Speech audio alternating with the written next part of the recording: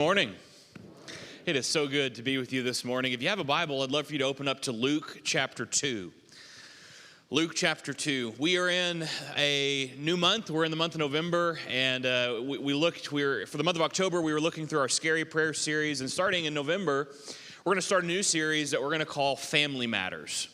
And see, what I want you to know is I'm always thinking about you, and I think about you, and I pray for you, and I think, what could be something that they might need, that I might need at this time. And, November is a great month as we're heading into kind of holiday time, and we get to sit around and usually get to fellowship with family and see people we've not seen for a while. And for many of us, we have in our minds that this is going to be what we're going to get. Right? We travel long distances, we get family around a table, and we have a great time. That's our thought. But for the majority of us, it's going to look more like that. That's the reality for many of us, right? Dog's got a chair at the table. We're doing good to just get through the meal. That's where most of us are going to be headed. And we think about the family, and if you saw our sermon preview this morning, God designed the family and gave us the family as one of the most tremendous blessings that we can and will have. But family's tough, and if you have ever been a part of one, which almost all of us have, then you know that to be true. Family can be tough. And so I'm going to spend the month of November looking through this, and we're going to kind of break it down into this kind of flow, if you want to think of it that way. We're going to look this morning at the lesson is simply called Families Matter. The series title is Family Matters, but we're looking at families matter. Because when we start looking at what is important to God, we start looking at how am I supposed to model my life after what God would have me to do. And part of that is looking at what does God care about. And as we look throughout Scripture, and you're going to see today, God cares about the family. God designed the family, and because God cares about the family matters to us. So we're going to look at that this morning. Next week, we're going to look at children matter.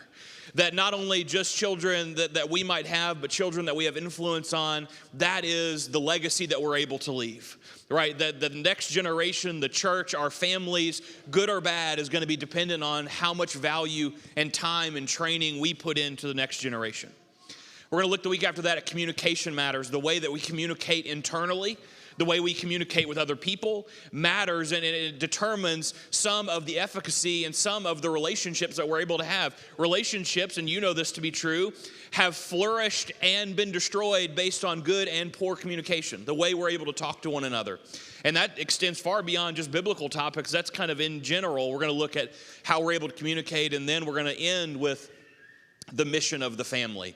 That not only is the family important, not only are children important, not only are communication important, but the family unit that God designed, dating all the way back to the very beginning, has been given a responsibility. That it's not just, you and I individually are going about life and doing family the way we are, but that we have a responsibility to help influence others. That the family unit is a means of evangelism and discipleship within the church. That God has given us a challenge to be better and to help others through that. So we're going to look through this series as we keep going.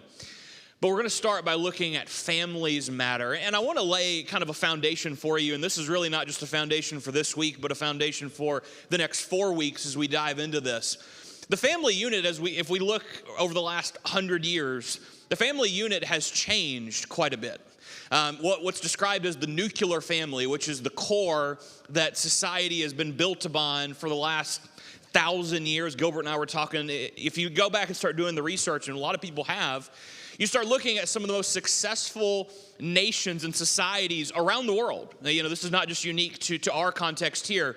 And you start to chart when they rose to power and when they fell. And it almost point for point on graphs, you'll notice that when societies begin to devalue and splinter off the definition of what is the nuclear family, you start to see societies fall. And people have began to do research and found that societies, we'll look at this more in a minute, but that society that are hinged, success is hinged based on the strength of the family unit. God has placed that before us long time ago. People are just now kind of catching up with this. But today, relatively fewer of us are living in family households, and particularly in traditional nuclear families. And we've touched on this a little bit. Josh touched on this some on his class earlier in the year. Gilbert's touched on this a little bit. We start looking outside of us, and we recognize that the family, and I'm not saying this is good or bad, we'll look more about that in a minute, but the family is different categorically than it was 10 years ago, 20 years ago, certainly 100 years ago. Right? More nuclear families than did in the earliest 20th century. The trend towards living in non-family households, usually alone, is associated with widowhood at older age, increased in divorce rates among all adults, and delayed marriage among younger adults. So we start looking at the families that we have, right? And your family more than likely has been influenced by some of this change, right? The family looks a little different than it did a generation ago.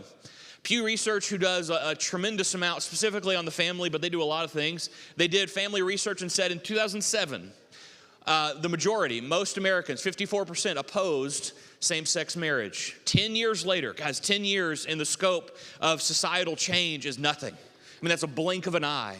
But in a 10-year time, in 2017, 62% supported it as opposed to 32% opposed it. In a 10-year time, we went from a slight majority to now majority agrees with same-sex marriage. That's a very different family and societal outlook than it was just a few years prior.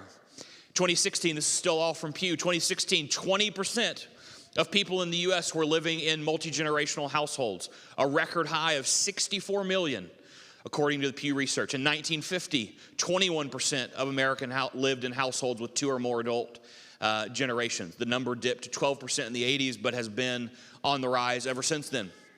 So we see that literally our household breakup, the demographics within our homes, is changing some. And again, not all of this is bad, but we have to recognize what the family unit is today. Again, they found in 1 in 5 American households contain more than 10 devices. I want you to listen to that.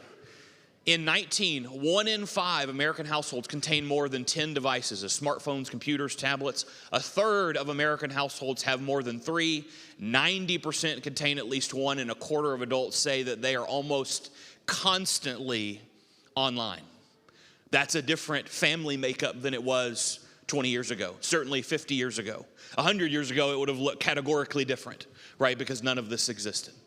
So I show you all this simply to prove that the family is an evolving structure, right? The way that society looks at that. But God has placed the foundations of the family dating all the way back to Genesis, when he placed Adam in the garden and began to build the design of the family. And it is one of God's greatest blessings that we have. In 1960, 73% of children lived in a household with two parents who were both in their first marriage. So almost 3 out of every 4 lived in a family that had mom and dad both at home and they were in their first marriage.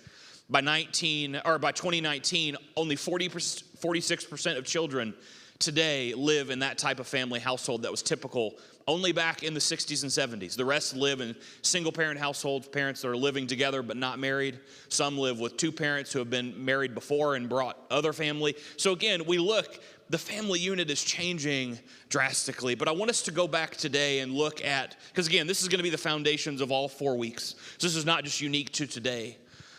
But we start looking, and I read this earlier in this week, and I want us to pay a particular attention to it. The root of brokenness is the brokenness of the roots. And when you start looking at the way the family is evolving, right, we begin to understand what this means. I want you to think for a minute if you've ever done any gardening. Right, if you ever transplanted a plant from one area to another, and we did this a lot when we bought our house. There were some plants that were great, they were in good shape, but we wanted them in a different spot, so we had to dig them up. And you're careful if you've done any gardening, and even not just transplanting, but just planting things for the first time, you pay particular attention to not damage the roots. Right, the more damaged the roots are, the harder it is for that plant to grab a hold and succeed. Even if they're given perfect surroundings, perfect amount of water, perfect amount of sun, if the root system is shallow and not strong enough, that plant will have a harder time at best, or more than likely it will die. And so when we start looking at this idea of the root of brokenness, when we look out into the society and the world that we live, and again, I don't think I have to convince you that we live in a broken world. We live in a world that doesn't prioritize the things that God does. We live in a world that is again, splintering in every different direction. By its definition, broken from the design that God created back in the beginning. The root of brokenness is tracing back to the brokenness of the roots. And again, people have done research upon research and found that when across the world, when nations begin to devalue the family and they begin to splinter off what it means to be a family, and they begin to redefine what it means to be a family, within 100 years, almost 75% of those societies were gone.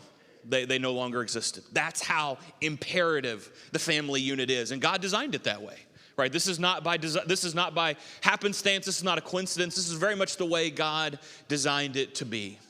Family's not a social construct. The more you read the news and you hear the news and you think, oh, people think, and they're redefining what it means to be a family. But a family is not a social construct, but it's a divine design by the creator of the universe. God created the family. We're going to look at this here in a minute in Luke 2. We're going to see Jesus within the context of his family. But even going back, and if we had the time, we'd look all the way back into Genesis and see God created Adam, but then recognize that Adam was incomplete by himself and gave him Eve, and they were instructed to multiply and create the first family that then went out and spread and tamed the earth, right? This was the way God designed the family to function. It's not a social construct, but divine design by the creator of the universe. When the biblical family design breaks, society breaks. When the design that God created, when we no longer adhere to this is what it means to be a family. And again, you know, I want to say this on the front end, and if I don't remember to every week, I want you to remember this. This series, you might think, oh, well, this is, you know, if I've got kids, then this matters, or if I'm married, this matters. But really, it's much broader than this. Because when we start recognizing, and you're going to see this here in a minute, that in Luke 2, and if you've ever read the story, you know where we're going. This is when Jesus, when they were traveling as a large family unit, they were going to go worship in Jerusalem. And Jesus gets lost for multiple days. But you're going to notice that it wasn't just Mary and Joseph, that they were traveling in a large family unit. That was the way they did back then. And we're going to see some of the priority that they placed on not just physical family, but spiritual family. And so I want to challenge you that maybe your kids have left home. Maybe you're empty nesters. Maybe you haven't had children yet. Maybe you're early on in marriage. Maybe you're single. You have an opportunity to influence other families. You have opportunities to influence your family. I'd encourage you to think about this for relationships to come, whether it's romantic or friendship or whatever. We're looking at societal wide, and relationships are important. And again, the way we define family, we're going to look in Luke 2 and perhaps get a broader definition of family than what we might have thought in the past. What is the strength of our individual and collective root system? I want you to think about this question as we transition over into look in Luke 2. Because we're going to look and what is the strength of our individual root system and what's the strength of our collective root system. Because you start thinking about you and I essentially get transplanted every day. Right? You're placed out of your pot at home, if you want to think of it that way, and you're transplanted into work and into school and into hobbies, and that may not be the ideal environment for you to grow. But if you've got a strong root system, you're able to endure, you're able to grow in less than ideal circumstances. But every day, if your root system isn't strong and you're placed in those environments and the root system is struggling, you may struggle. And it's not so much the environment that you're in, but it's the root system that's underneath you. And this is really going to lead us into next year. I won't spoil it too much, but this is going to be a lot of what we're going to talk about next year, about building foundations, building roots that regardless of where we're planted in the moment, much broader than just the family, we're going to be able to thrive, right? This is what we're called to do as Christians.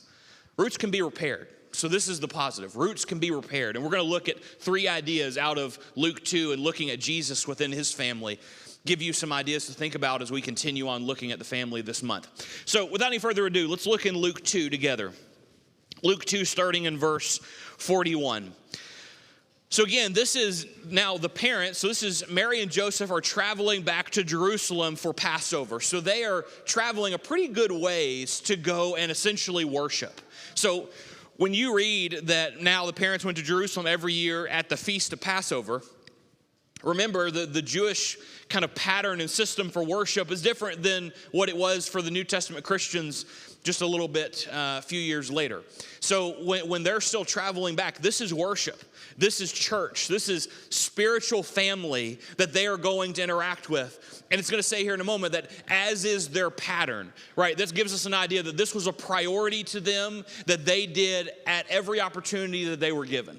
Right, because most people didn't live in Jerusalem, so they lived out and they traveled. They did this big pilgrimage in. And it wasn't just Mary and Joseph and Jesus. You're thinking, 3 people tops. This was probably a caravan of somewhere between 20 and 30 people, given family sizes back then, because they were traveling with cousins and aunts and uncles and brothers and sisters, because this was very much a family endeavor.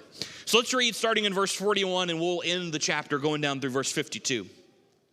Now his parents went to Jerusalem every year at the feast of Passover, and when he was 12 years old, they went up according to custom. And when the feast had ended, as they were returning, the boy Jesus stayed behind in Jerusalem. His parents did not know it, but supposing him to be in the group, that they went a day's journey, but then they began to search for him among their relatives and acquaintances. And when they did not find him, they returned to Jerusalem searching for him. And after 3 days, they found him in the temple sitting among the teachers, listening to them and asking them questions. And all who heard him were amazed at his understanding and his answers. And when his parents saw him, they were astonished. And his mother said to him, "Son, why have you treated us so? Behold, your father and I have been searching for you in great distress." And he said to them, "Why were you looking for me? Did you not know that I must be in my father's house?" They did not understand the saying that he spoke to them. And he went down with them to Nazareth and was submissive to them. And his mother treasured up all these things in her heart. And notice 52, because that's where we're going to end. Jesus increased in wisdom, in stature, and in favor with God and with man. So I want you to imagine this story, and we're going to break it down even further as we kind of go through our points. But I want you to imagine this. Your extended family and you, good, bad, and otherwise, are traveling to worship essentially. You did this every year. You're traveling in a large group. You get there, you celebrate Passover, and now you're ready to return back home. You get a day's journey, which is hard for some of us to fathom, but you get a day's journey. So it gives you some indication as to the level of connectedness that Mary and Joseph had, not only with their real family, but with their spiritual family that they were more than likely traveling with. They pretty well thought Jesus was with somebody else, right? So this was partly a custom and tradition at the time, but this also spoke to the family dynamic, right? So they said, okay, he's probably with another family member. They get a day's journey, and if you're a parent, you have that kind of intuition, you have that something in your gut says, that may not be right, that may not be okay. And so they start looking around, they can't find him. So they go back a day. So we're at now 2 days minimum. And they spend another 2 days looking for him, right? They can't find where he is. They go to all the normal spots that they think a 12-year-old would be. But they find him in the temple listening and talking and teaching and worshiping more. And they find him and they say, you've caused us tremendous distress. Why have you done this? And he just gives a great answer. Why did you think I'd be anywhere else? Why did you think I'd be anywhere but about my Father's business here, learning and growing? And we're going to look at what that means more. But we start by we see 2 things in 41. I want to start by highlighting. Every year, Jesus' parents went to Jerusalem for the festival of Passover. When he was 12 years old, they went up to the festival according to the custom. Now, that word custom there, that means the societal custom, but that also was the family custom, right? There were plenty of people at that time that should have went to Passover. Not all of them did. So yes, that was what many did, but this was also for their family. This was an important thing. So to start us out, as we kind of look and we start building on our understanding of what is God's design for family, their spiritual family was a vital part of their physical family. So when we start building a profile of what is the nuclear family, the way God designed it, how am I able to help my family grow, regardless of what that may be, if that's children, if that's spouse, if that's nieces and nephews, if that's church family, whatever that might be for you, How can I help my family grow? Because the family is struggling. Across the world, across the country, the nuclear family that God designed thousands and thousands of years ago is struggling because the benchmark for what is the family is moving. It's constantly moving and it's constantly changing to what man wants it to be, whatever it's going to be most convenient for today. And friends, we start looking at thousands of years of societal data, and the data is pretty clear that when the family breaks, and again, most people wouldn't call it the nuclear biblical family, but that's what they're saying. When mom and dad aren't home anymore, when kids are left to their own devices, when that type of family structure breaks, society breaks. This is important. Beyond the spiritual ramifications, this plays massive roles in our everyday lives. Their spiritual family was a vital part of their physical family. Let's reread 45 and 46. When they did not find him, they went back to Jerusalem to look. And after 3 days, they found him in the temple courts, sitting among the teachers, listening to them and asking them questions. So their spiritual family was a part of their physical family, which also led into Jesus' teaching. Now, I want you to remember this, because this is sometimes hard for us to remember as we think through this. We think about Christ coming, that he is God incarnate, meaning literally he is God and man simultaneously. But what we have to understand is that to be perfectly man, right, Christ had to grow up. Christ had we don't have a lot of recording of it, but Christ had a childhood. Christ was obviously extremely bright. Christ was constantly about his Father's business, but he was still a teenager, right? But we also have the unique dynamic of you've got Mary and Joseph who know that he is the Son of God, but are still trying to raise this child. And I think that probably the most beautiful description of this, we're going to jump ahead just a few verses. We'll get to this in a minute, but 51. Went down with them, came to Nazareth, this is talking about Jesus, and was submissive to them. Right? This is God on earth. But in his wisdom, in his understanding of this is mom and dad, and I am submissive to this family design. Right? He is God, he is the Son of God, but he's also Mary and Joseph's son. And they're happening simultaneously. So as we continue through this series, we're going to look at Jesus quite a bit. And I want you to remember that you kind of got these two things running parallel that make this story all the more amazing. Yes, Christ was perfect, but he was still a child, and he was still a teenager, and he still had parents, and he had all the things that we endure. It's why he was the perfect sacrifice. So the spiritual family was part of their physical family. Number two, Jesus had developed a hunger for spiritual things. At 12 years old, Jesus had already began to develop, and again, that's why I say what I do. He was God, but he was still a 12-year-old, right? So there was teaching involved. This was not something that was going to naturally happen because Jesus, and again, we don't think about this often, but he was born.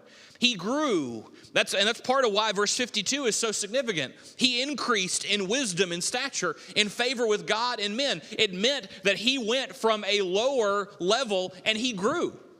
So we know that he is going through the maturation process of a 12-year-old. Unique 12-year-old, sure, but a 12-year-old. But by that point, Jesus had begun to develop a hunger for spiritual things. Friends, I must suggest to you, if we aren't willing to commit to this individually and collectively for our families, the rest of what we're going to talk about in this series is for naught.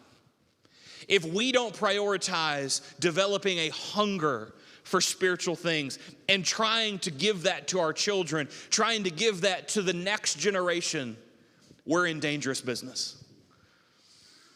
Jesus had already developed a hunger for spiritual things. I want to challenge you, and I'm asking a very blunt question. What do our children hunger for? What do our children hunger for? Again, you could say, well, Keaton, that's Christ. He's Jesus. No argument here. But he's still a 12-year-old that had to live as a 12-year-old and still had to contend and battle with all the same things that I did at 12, that you did at 12, that our current 12-year-olds do. But he, because of the priority of the family, had developed a hunger for spiritual things. So when we start looking back and we look in 45 and 46 and say that when they looked, I get the sense that they looked everywhere but church. They went everywhere else. They went the places that normal 12-year-olds would go. But Mary and Joseph, and again, Christ is special. I'm not diminishing that. But Mary and Joseph and the physical and spiritual family that Christ was a part of had prioritized being in God's word. And so when they find him, they say after 3 days, they found him in the temple, sitting and listening to the teachers and asking them questions. If we were to look out, and we kind of look at children because that's what Christ was, but I challenge us to look at us individually. What do we hunger for? If people were to look at a composite of our life over the last 7 days, right? We start looking at the things that you value are what you prioritize. The things that you love are what you make time for. If people looked at my life, if they looked at our kids' lives, would they even know you're a Christian? Would they have any idea that you follow Christ other than you might come to church on Sunday and maybe Wednesday night?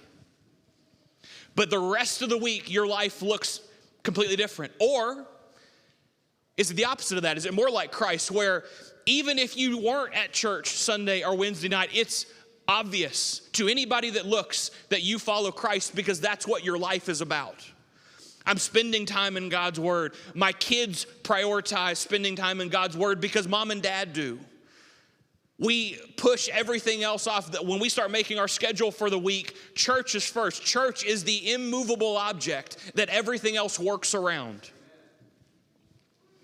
We start looking across, and this is not unique to Gold Hill. This is not unique to South Carolina. This is not even unique to America.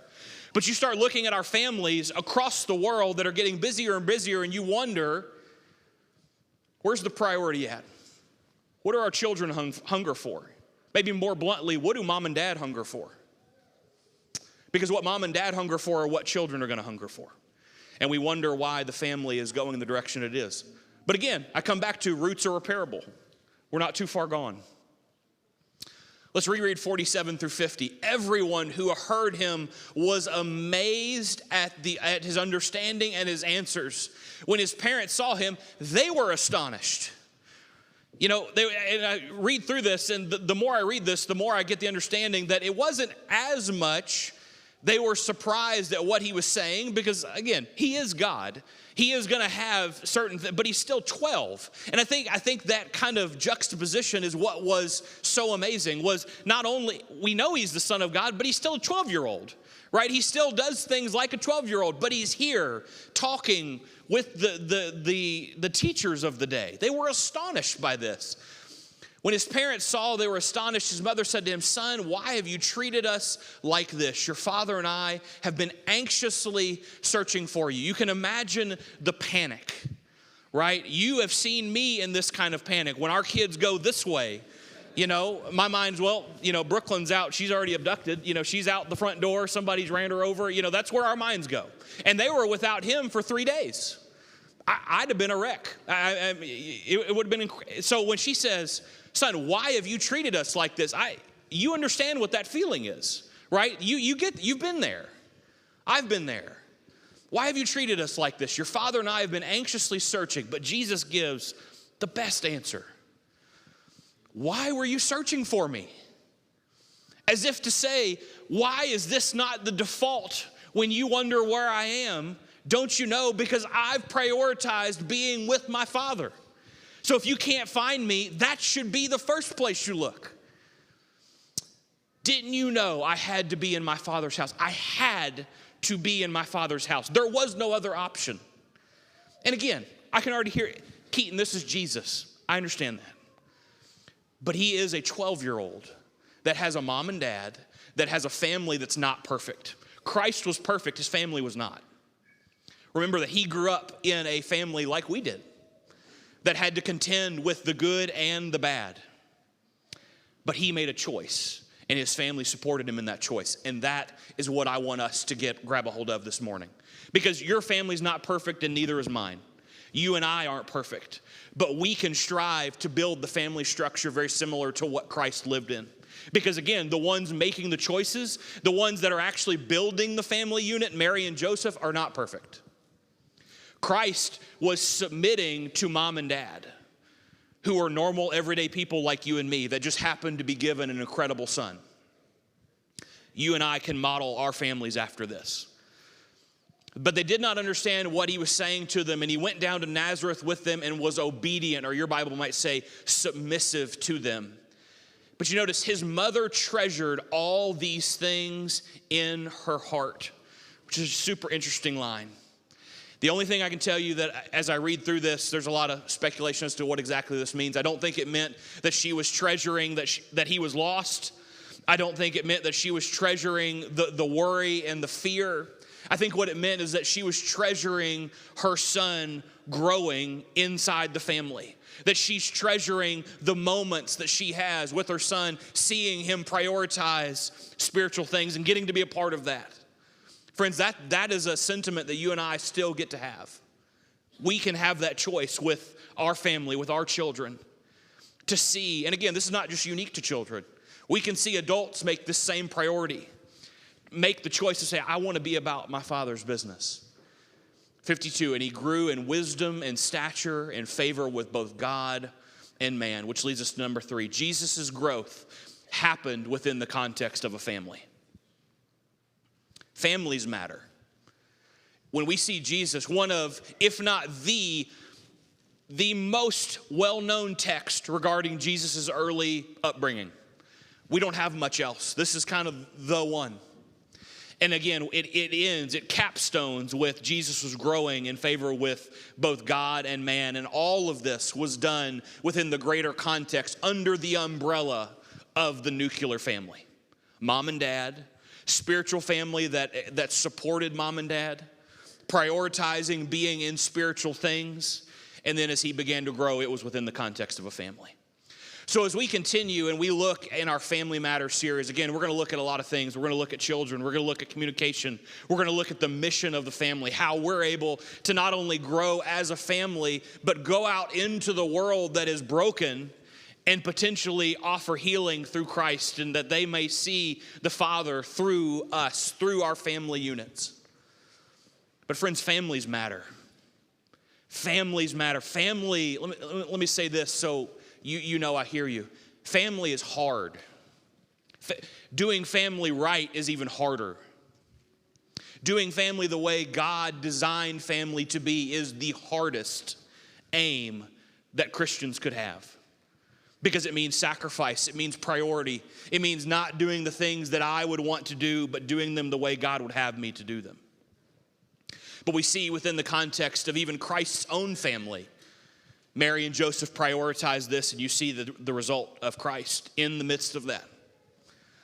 I want to challenge you this morning. If you aren't a Christian, we want to give you the opportunity to come and put on Christ in baptism, to enter into a new family, to enter into a spiritual family that can help you grow, that can prop you up when you're falling down, that can support you, that can laugh with you in the good times, that can cry with you in the bad.